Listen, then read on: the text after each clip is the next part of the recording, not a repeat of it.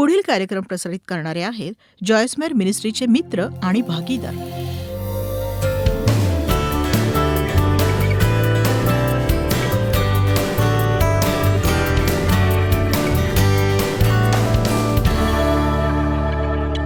पित्या, तुझ्या वचनासाठी तुझे आभारी आहोत आम्ही. आम्हाला तुझं वचन आवडतं आणि त्यासाठी आम्ही तुझ्याकडे आदरयुक्त भावाने येतो. आमच्या जीवनात आरोग्य निर्माण व्हावं ही अपेक्षा आहे येशूच्या नावाने. आमीन. 19 वर्षांपूर्वी मी एक पुस्तक लिहिलं, राखेऐवजी सौंदर्य. 1994 मध्ये मी हे पुस्तक लिहिलं. यात माझी थोडी साक्ष आहे आणि मग त्यात तुमच्या आयुष्यातल्या भावनिक दुखापतीपासून आणि छळातून बाहेर पडण्याबद्दलच्या काही गोष्टी आहेत आणि या पुस्तकात बरीच चांगली माहिती आहे. येशू जे जीवन तुम्हाला देण्यासाठी मरण पावला, त्या जीवनाचा आनंद लुटायला शिका. मी विस्तृतपणे या विषयावर बोलणार आहे. यशाया अध्याय 61 वचन 1 ते 3. सुरुवातीच्या वर्षात या वचनांची मला खूप मदत झाली. असं म्हणायला हरकत नाही की मी खूप गोंधळलेले होते आणि भ्रमात होते. कारण आपण विचार करतो की आता माझ्याकडे ख्रिस्त आहे, मी चर्चला जाईन, माझ्या आयुष्यातली परिस्थिती बदलेल. पण हे असं नेहमीच होत नाही. मी एका मोठ्या मंडळीत होते आणि मी चर्चमध्ये शिकायचे आणि मी चर्चमध्ये सहभागी झाले आणि मग माझ्या आयुष्यात फारसा बदल झाला नाही. पण मला थोडंसं ज्ञान होतं की ख्रिस्त माझा तारणारा आहे आणि मी कृपेचा मूलभूत संदेश ऐकला होता. मला कृपा समजली होती. मी पिता, पुत्र आणि पवित्र आत्म्याविषयी, ख्रिस्ताच्या रक्ताविषयी, मरणाविषयी, पुनरुत्थानाविषयी चांगली शिकवण ऐकली होती. पण माझ्या दैनंदिन जीवनाचं काय करायचं हे मला माहीत नव्हतं. आणि मग 1976 मध्ये परमेश्वराने मला स्पर्श केला, त्याच्या वचनाची भूक मला दिली, मी त्याच्या वचनाचा अभ्यास करू लागले. आणि माझ्या लक्षात आलं की माझ्या बालपणीच्या अशा बऱ्याच समस्या होत्या, ज्या अजूनही बाकी होत्या, ज्यावर काम करायला हवं होतं. बऱ्याचदा आपण दुखावले जातो, अशी परिस्थिती वारंवार येते.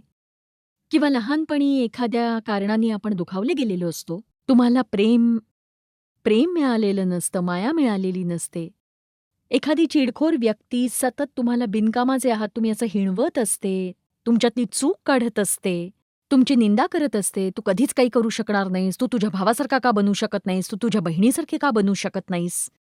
हिणवणारे लोक किंवा तुमचं लैंगिक शोषण झालं असेल, माझं झालं होतं, तुमच्या वडिलांनी, तुमच्या आईनी किंवा कुटुंबातल्या कोणी, शेजारच्या व्यक्तींनी, बहुधा 1-2 वर्ष किंवा अनेक वर्ष झाला असेल, जसं मी सहन केलं.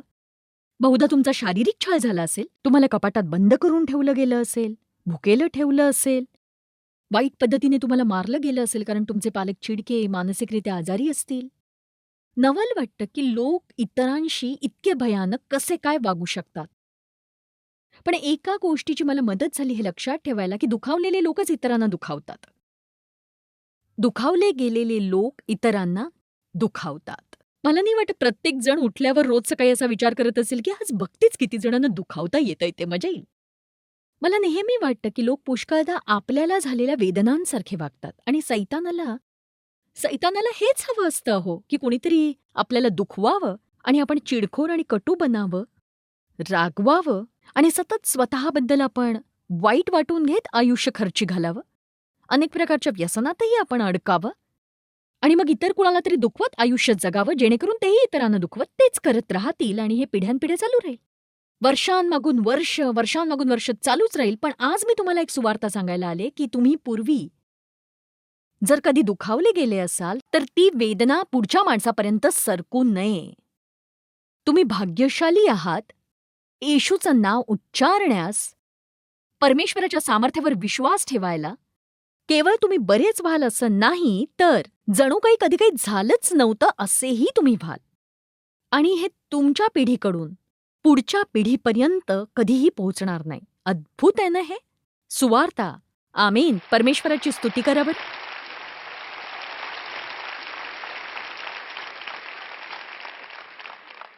सुरुवातीच्या वर्षात जेव्हा मी परमेश्वराच्या वचनाचा अभ्यास करत होते, तेव्हा मला खरंच त्या अभ्यासाची खूप गरज होती आयुष्यात. आणि बघा, मी तुम्हाला हे नाही सांगत, की तुम्ही जर दुखावले गेले असाल, तर तुमच्या आत्म्यात गोंधळ आहे, तुमच्या मनात गोंधळ आहे, तुमच्या भावनेत गोंधळ आहे. योग्य निर्णय कसे घ्यावे ते तुम्हाला माहीत नाही. तुम्हाला सगळं आपल्याच ताब्यात हवं असेल किंवा तुम्ही निष्क्रिय झाले असाल किंवा तुम्हाला वास्तव स्वीकारायचं नसेल किंवा आलेला दिवस काहीच न करता पुढे काय होतं ते पाहूया असं म्हणून घालवायचं असेल. पण थोडा वेळ आणि परिश्रम लागेल. अभ्यास आणि प्रार्थना लागेल. ख्रिस्ताच्या रक्ताच्या पावित्र्याने आरोग्य प्राप्त होण्यास. देवाची भेट प्राप्त करण्यासाठी आपण रोजच्या जीवनात वचन कसं लागू करावं हे शिकायलाच हवं. पण कधीकधी लोक गोंधळून जातात, कारण ते म्हणतात, तुम्ही तर म्हणता की येशूने मला मुक्त केलंय, तरीही मी मुक्त का नाहीये मग? येशूला पडलेल्या फटक्यांच्या द्वारे मला आरोग्य प्राप्त झालंय असं तुम्ही म्हणता, मग मी गोंधळात काय? काय मी गोंधळात? तुम्ही मला राखीऐवजी सौंदर्य द्याल असं म्हणालात, पण तरी माझ्या आयुष्याचे तुकडे तुकडे का होत आहेत? कारण ह्या सगळ्या गोष्टी बघा, हा कार्यक्रम पाहणारी प्रत्येक व्यक्ती, तुम्ही कधी दुखावले गेले असाल, तुमचा छळ झाला असेल, तुमचा वापर केला असेल, तुम्हाला त्यागलं गेलं असेल, कोणी दगा दिला असेल, धमकी दिली असेल, तुम्हाला भीती दाखवली गेली असेल, तुम्हाला चिडवलं गेलं असेल, नाकारलं गेलं असेल, कारण काही असो, तुम्ही भावनिकरित्या जखमी, दुखावले गेलेले असाल, तुम्ही असाल भग्न हृदयी व्यक्ती. सुसमाचार असा आहे की येशूने तुम्हाला कधीच मुक्त केलेलं आहे. त्याने तुम्हाला केव्हाच मुक्त केलेलं आहे. ख्रिस्ताच्या मंडळीची शिक्षिका या नात्याने माझ्या कामाचा एक भाग आहे की मी त्या तुरुंगाच्या दरवाजातून तुम्हाला बाहेर पडायला शिकवावं. आणि बघा, त्या तुरुंगाचे दरवाजे आधीच उघडलेले आहेत. तुमचं काय आहे हे पाहायला शिकवणं आणि त्यावर पुरेसा विश्वास ठेवणं, ते प्राप्त करणं आणि तुमच्या आयुष्यात ते सक्रिय करणं हे माझं काम. एक शिक्षिका म्हणून हा एक अद्भुत असा प्रवास आहे. अतिशय अद्भुत, आश्चर्यकारक प्रवास. मी काय म्हणते ते किती जणांना समजतंय सांगा मला? निदान थोडंसं तरी समजतंय ना? ठीक आहे. हे समजण्यास मदत होते, नाहीतर तुम्ही विचार करत बसाल, जर माझं तारण झालंय तर मग माझं काय चुकतंय? अहो, तुमचं तारण झालं असेल पण तुमच्या मनाचं नवीकरण झालं नसेल. माझंही तारण झालं होतं, पण माझं मन म्हणजे कचऱ्याचा डब्बा होता. योग्य विचार मला करता येत नव्हता. मी निंदक होते, न्यायी होते, संशयी होते, चिडखोर होते. अनेकदा माझे विचार असायचे एकाकी किंवा अंधार कोठडीसारखे, आणि हे वाचताना मला कळत नव्हतं की मी वेगळा विचार करायला शिकते यातून. याचं मोल जर आपल्याला ठाऊक असेल ना, तर आपण यात जास्त वेळ घालवू. फक्त दिवसातले काही क्षण नाही, अख्खा दिवस घालवू आपण यात. आमेन. माझ्या भावनेचा घोळ होता, लोकांबरोबर माझं पटत नव्हतं, मी नात्यांचा घोळ घालत होते, माझ्या इच्छेचा घोळ होता. मी अतिरेकी वागू लागले. मला दोन्हीपैकी एक हवं असायचं. एकतर मी नियंत्रण करायचे किंवा माझ्यापेक्षा बळकट व्यक्ती आली तर ती माझ्यावर नियंत्रण करील याची भीती वाटायची. म्हणून मग मी माझं नियंत्रण टिकवण्यासाठी दुसऱ्यावर नियंत्रण करायचे. माझं नियंत्रण टिकवण्यासाठी दुसऱ्यावर नियंत्रण. आणि असं आपण जगावं असं नाही वाटत देवाला. माझ्या समस्यांची मी तुम्हाला कल्पना देते थोडीफार, कारण तुम्ही हे जाणावं ही माझी इच्छा आहे. जरी माझं तारण झालं, मी स्वर्गात जाणार होते, माझी दयनीय स्थिती होती. कारण माझ्या आत्म्याची आरोग्यप्राप्ती अजून झालेली नव्हती. मी वयाच्या 18व्या वर्षी माझ्या वडिलांपासून दूर गेले आणि मला वाटलं की मी समस्येपासून दूर गेले. आता मला कुठलीच समस्या नाही. मी या समस्येपासून दुरावणार आहे आणि आता हे माझ्या जीवनातून नाहीसं होणार आहे. पण माझ्या लक्षात आलं नाही, मी जरी समस्येपासून दुरावले होते तरी ते मी माझ्या आत्म्यात बाळगत होतेच. त्याचे परिणाम माझ्या मनात खोलवर रुजलेले होते. पुष्कळ लोकांच्या हे लक्षात येत नाही, त्यांना त्यांच्या आत्म्यात आरोग्याची गरज आहे. केवळ ज्याने तुम्हाला दुखापत केली त्याच्यापासून दूर गेल्याने तुमची जखम बरी होत नाही. येशूने म्हटले, तो भग्न हृदयींना आरोग्य देण्यास व बंदिस्तांना मुक्त करण्यास आला आहे. भग्न हृदयी व्यक्ती म्हणजे कोण? मला वाटतं ज्याचं व्यक्तिमत्व विखरून गेली अशी व्यक्ती, ज्याचं व्यक्तिमत्व भंगून गेली अशी व्यक्ती. जगाच्या पाठीवरची प्रत्येक व्यक्ती ही परमेश्वराने दिलेल्या आणि निश्चित केलेल्या स्वभावाने जगतीये. तुमचं व्यक्तिमत्व हा बहुतेक वेळा तुमच्या स्वभावाचा परिणाम असतो, विशेषतः तुमच्या आयुष्याच्या सुरुवातीच्या काळात घडलेल्या गोष्टी. मी जन्मतःच खूप तापट होते, चिडखोर होते, शीघ्रकोपी व्यक्तिमत्वाची होते. मी पटकन निर्णय घ्यायचे.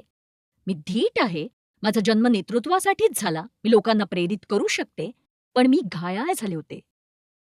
माझ्या वडिलांनी माझं वारंवार लैंगिक शोषण केलं माझ्या वयाच्या 12-15 वर्षांपर्यंत. मला इतकंच आठवतंय. काय करावं ते माझ्या आईला कळेना. तिला सगळं माहीत असूनही तिने काहीच केलं नाही. म्हणजे वडिलांनी माझा छळ केला, आईने मला सोडून दिलं आणि माझं व्यक्तिमत्व झालं एकाकी, एकाकी आणि एकाकी. अनेक वर्ष, एकाकी वर्ष.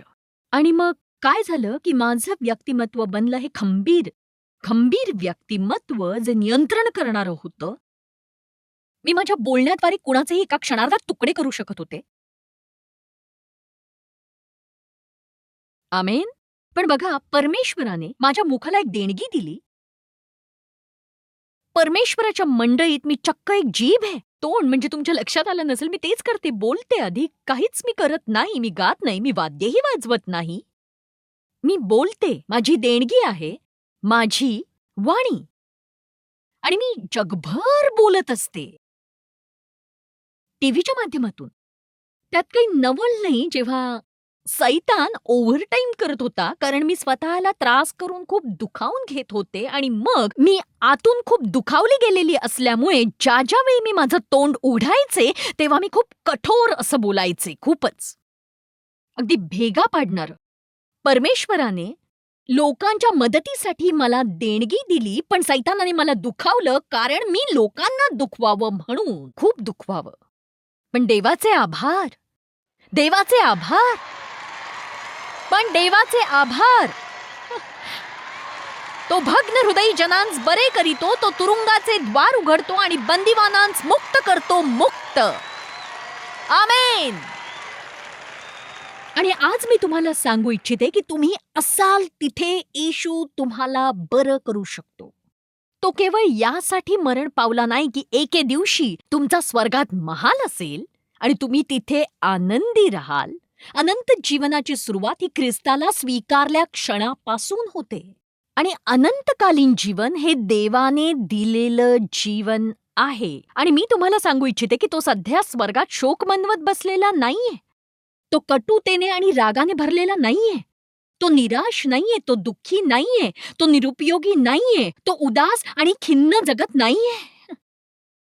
आणि आपल्यातही अशा प्रकारचं जीवन वास करतं, पण आपण ते आपल्यात ग्रहण करू शकलो तर ते आरोग्य प्राप्त होण्यास आपल्याला सुरुवात होईल आणि ते आपल्या जीवनाद्वारे प्रगट होऊ शकेल.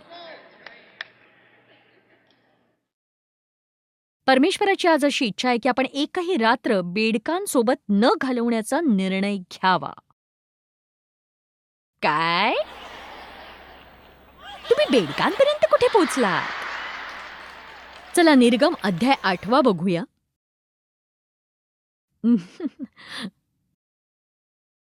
निर्गम अध्याय 8. इस्रायली लोक जे मिसर देशात गुलाम होते त्यांची सुटका करण्यासाठी मोशेला परमेश्वराने पाठवलं. परमेश्वराने त्यांची सुटका करण्यासाठी फारो जो सैतानाचं नेतृत्व करत होता त्यांना जाऊ देऊ इच्छित नव्हता, म्हणून देवाने पीडा पाठवल्या एकामागोमाग एक आणि म्हणाला माझ्या लोकांना सोडेपर्यंत मी तुझं जीवन दुःखकारक करीन. त्यातलीच एक पीडा म्हणजे बेडूक.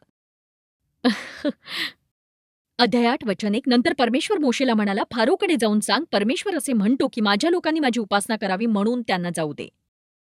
आज मी तुम्हाला सांगते, आपण सैतानाला धमकावून सांगू, परमेश्वराच्या लोकांना त्याची सेवा करण्यास जाऊ दे. आमेन. मी आज परमेश्वराची प्रवक्ता बनीन आणि म्हणीन, प्रभू म्हणतो माझ्या लोकांना जाऊ दे. आमेन. तू जाऊ देणार नाहीस तर पहा, मी बेडकांनी तुझ्या अवघ्या देशाला पिडीन. नदीत बेडकांचा सुळसुळाट होईल. ते तुझ्या घरात येतील, तुझ्या शय्यागृहात, तुझ्या अंथरुणावर, तुझ्या चाकर नोकरांच्या घरात आणि तुझ्या भट्ट्यांमध्ये, तुझ्या काथवाटीत येतील. काथवाटीत येतील. परमेश्वर इथे एक चित्र रंगवतोय. सगळीकडे बेडकं. एक सांगू, तुमच्या आयुष्यात काही दुःख जर असेल ना, तर तुम्ही जाल तिथे ते असतं. बेडूक. स्वदयेचा बेडूक. चिडणारे बेडूक, कटुतेचे बेडूक, द्वेषपूर्ण बेडूक. समजतंय ना मी काय म्हणू पाहते ते? तुम्हाला दुखावलेल्या लोकांना तुम्ही कधी क्षमा करणार आहात की नाही? तुम्ही कधी हे म्हणणं थांबवणार की हे फार कठीण आहे, हे फारच होत आहे, हे बरोबर नाहीये? या क्षणी हा दिवस प्रभूने बनवलेला आहे. मी आनंद मानून हर्षित होईन.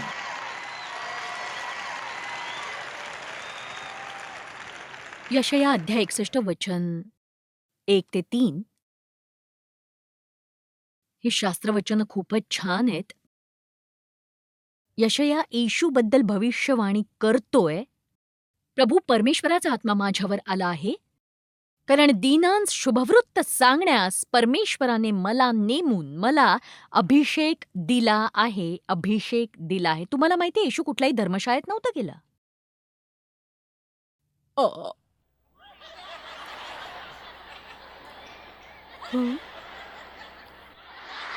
मीही नाही गेले. मी त्याच गोष्टी मागते ज्या येशूने मागितल्या. दीनांस, गरिबांना व पीडितांना सुवार्ता सांगण्याकरिता त्याने मला नेमून मला अभिषिक्त केले आहे. त्याने अभ्यास केला नाही असं नाही मी म्हटलं. त्याने सातत्याने अभ्यास केला आणि विद्वान माणसांसोबत मला खात्री आहे त्याची. पण मी इथे एक मुद्दा मांडू पाहतेय की तुम्ही शिक्षणात थोडेफार मागे असाल म्हणून देव तुम्हाला वापरू शकत नाही असं मुळीच नाही. अविश्वसनीय गोष्टी करायला परमेश्वर तुमची नेमणूक करू शकतो. ती नेमणूक त्याच्या सामर्थ्यात आहे. पवित्र आत्म्याचं दान तुमच्यावर येतं. देवाने सांगितलेलं कार्य करण्यास तुम्हाला सक्षम करतं. खरं तर तुम्ही चमत्काराची वाट पाहताय हे लक्षात घ्या.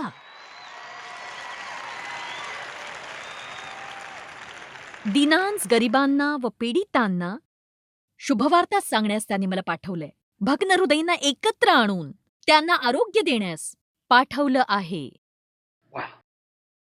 मुक्ती जाहीर करण्यास, शारीरिक आणि आध्यात्मिक बंदिवानांना तुरुंग उघडण्यास व डोळ्यावरची पट्टी काढण्यासाठी.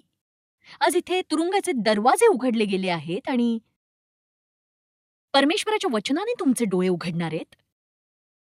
मी आशा बाळगते अशी, कारण हे पाहिल्यावर, हे दिसल्यावर तुम्ही म्हणाल मला असं जगायची गरज नाहीये. मी भूतकाळात अडकून पडायची गरज नाहीये. मी निरुपयोगी असं वाटून घेण्याची गरज नाहीये. वयाच्या 10व्या वर्षी माझ्या आईने मला तसं सांगितलं होतं. माझ्या शेजाऱ्याने माझा छळ केला होता आणि म्हणून त्यात माझी चूक आहे असं वाटत बसण्याची गरज नव्हती. द्वेष आणि कटुतेत आयुष्य घालवण्याची गरज नाहीये मला. हा नवा दिवस आहे. प्रत्येक दिवशी परमेश्वराची दया नवी असते आणि आज एक नवी सुरुवात आहे. टीव्हीवरून पाहणाऱ्या प्रत्येक व्यक्तीसाठी, टीव्हीवरून पाहणाऱ्या प्रत्येक माणसाला मी आज सांगू पाहते की तुम्ही मला आवडता खूपच. तुमच्यासाठीच या कार्यक्रमाचं आयोजन आहे. तुमचे खूप खूप आभार. माझा कार्यक्रम पाहिल्याबद्दल. तुम्हाला आरोग्य प्राप्त हो. बघा, परमेश्वराच्या वचनाने तुमच्या आयुष्यातल्या प्रत्येक क्षेत्रात आरोग्य प्राप्ती हो. तुरुंग उघडले जातील आणि डोळ्यावर बांधलेल्या पट्ट्या उघडल्या जातील. प्रभूच्या कृपा प्रसादाच्या वर्षाची घोषणा करण्यासाठी आपल्या परमेश्वराच्या प्रतिशोधाचा दिवस सुद्धा. मला कृपा फार आवडते. म्हणजे ज्या गोष्टीसाठी तुम्ही योग्य नाही ती सुद्धा परमेश्वर तुमच्यासाठी घडवून आणतो. वा, परमेश्वराच्या प्रतिशोधाची ही बाब मला फार आवडते, कारण याचा अर्थ असा होतो की तुमच्या शत्रूचं देव काय ते बघून घेईल. तो म्हणाला सर्व शोकग्रस्तांचे सांत्वन करावे, त्यांना समाधान आणि आनंद देण्यास, सियोनातील शोकग्रस्तांस राखेच्या ऐवजी शिरोभूषण घालण्यास मी आलो आहे. आपल्याकडे बरेच पुरुष आहेत जे विचार करत असतील ही जराशी बायकी गोष्ट आहे. बायकी. एक सांगू का, पण तुम्हीही कधीतरी सुंदर असं दिसू शकताच ना. आमे, तुमच्यापैकी किती जणांना समजलं? तुम्हाला समजलंय? वा. तर जणू तुम्ही तुमचा आत्मा सुशोभित करणाऱ्या एखाद्या दुकानात आहात.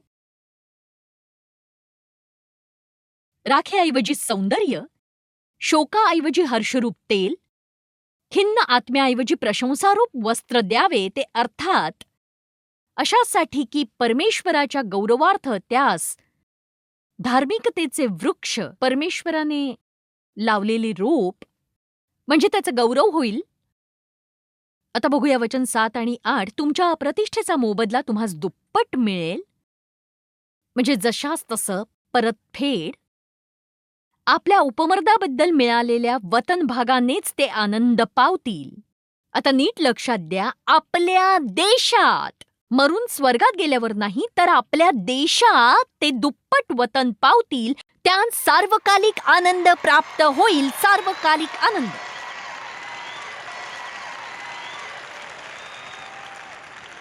तर तुम्हाला काय मिळणार आहे? दुप्पट. दुप्पट त्रास नव्हे. दुप्पट त्रास नव्हे.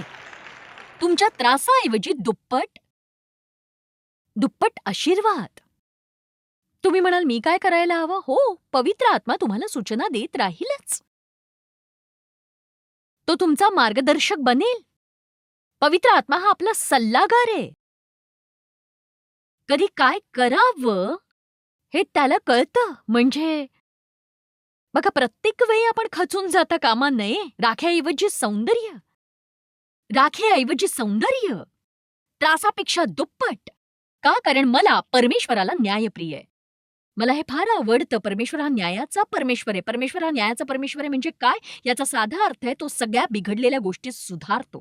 सुधारतो. छान आहे ना हे? सुंदर आहे. आता जर तुम्ही दीन, गरीब, पीडित असाल, घायाळ असाल, हरवलेले असाल, तुमचं आयुष्य अस्थिर असेल, काही अयोग्य गोष्टी झाल्या असतील, तर तुम्ही लज्जेने किंवा भीतीने आखडून राहायची गरज नाही, कारण येशू तुमच्यासाठीच आला होता. तुमच्यासाठीच. तो त्यांच्यासाठी आला जे आजारी आहेत. सुदृढ. सुदृढ लोकांसाठी नाही. शोषणाचे अनेक प्रकार असतात. थोडक्यात सांगायचं तर लैंगिक शोषण, शाब्दिक शोषण, मानसिक शोषण. काही लोक आध्यात्मिक शोषण करणाऱ्या नेत्यांमध्ये फसतात. आध्यात्मिक शोषणही असतं. अनेक प्रकारचं शोषण, भावनिक शोषण, शाब्दिक शोषण. शब्द घाव घालतात. घाव घालतात. बायबल म्हणतं जिभेमध्ये जीवन आणि मृत्यूचं सामर्थ्य आहे. तुमच्यापैकी किती जणांनी अधिक असा शाब्दिक छळ सोसलाय? सांगा मला. बघा, किती लोक असे ज्यांनी शाब्दिक छळ सोसलाय बघा. सैतान हा भूतलावर जिवंत आहे. कुणाच्या लक्षात येतंय काय? पण एक सांगू, तुमच्या पाठीमागे ठामपणे उभी राहणारी एक व्यक्ती आहे. ती म्हणजे तुमचा स्वर्गीय पिता.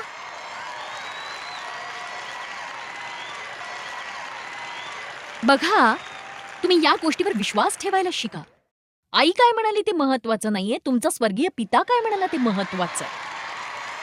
तुमचे वडील काय म्हणाले ते महत्वाचं नाही. तुमचा स्वर्गीय पिता काय म्हणतोय ते सगळ्यात महत्वाचं आहे.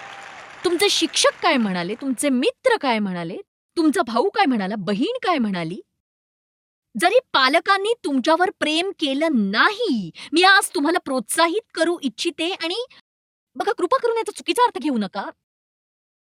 त्याने फरक नको पडायला, कारण परमेश्वर तुमच्यावर प्रेम करतो. परमेश्वर तुमच्यावर प्रीती करतो. त्याला तुम्ही नेहमीच आवडता, परिपूर्णतेने, संपूर्णतेने आणि विना अट. खरं सांगायचं तर माझ्या पालकांना मी नव्हते आवडत. नव्हते आवडत मी माझ्या पालकांना.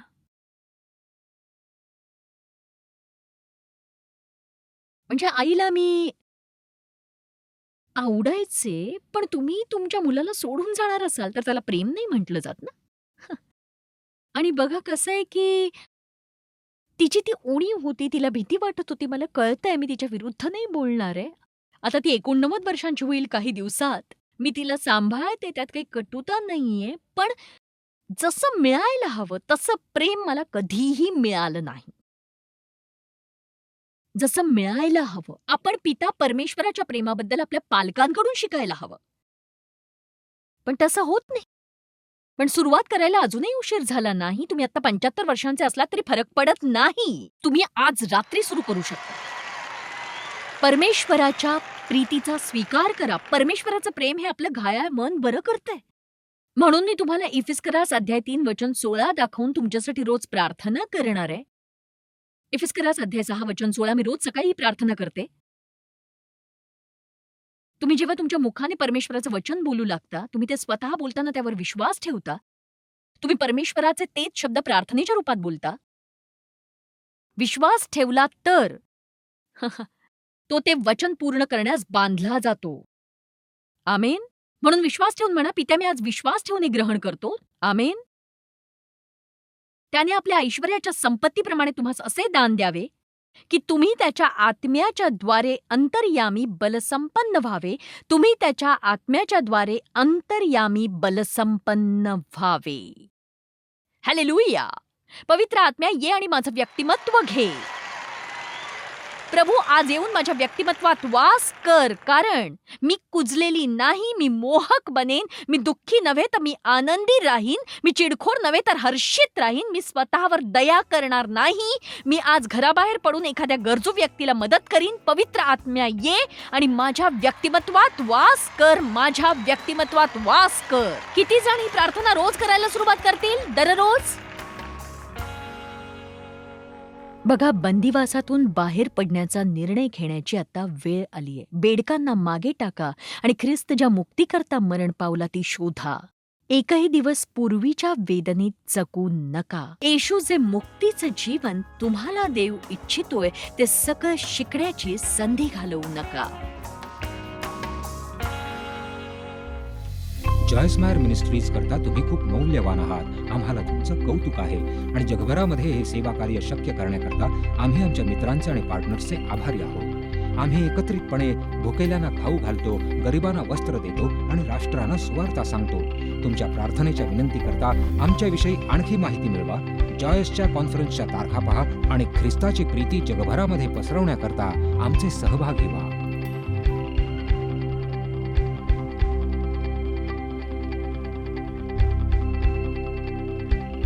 याचा सर्व खर्च जॉयस्मॅर मिनिस्ट्रीचे मित्र आणि भागीदार करत आहेत.